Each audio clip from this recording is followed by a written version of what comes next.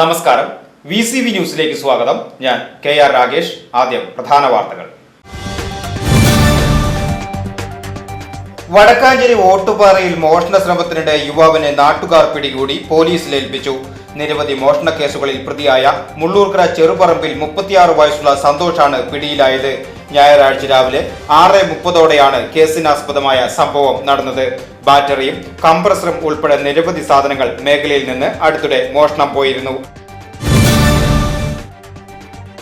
ഷൊർണൂർ കോഴിപ്പാറയിൽ കർഷകൻ മരിച്ചത് കുളത്തിന് സമീപം സ്ഥാപിച്ചിരുന്ന വൈദ്യുതി കമ്പിയിൽ നിന്ന് ഷോക്കേറ്റ് വീണാണെന്ന് കണ്ടെത്തി.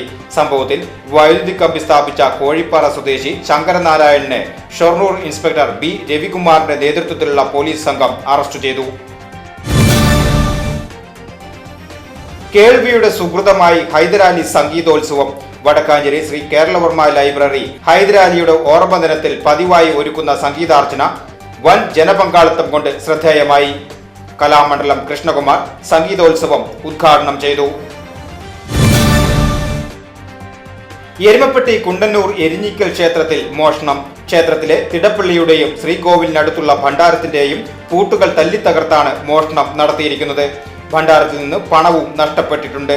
പ്രതികൾക്കായി അന്വേഷണം ആരംഭിച്ച് വടക്കാഞ്ചേരി പോലീസ്.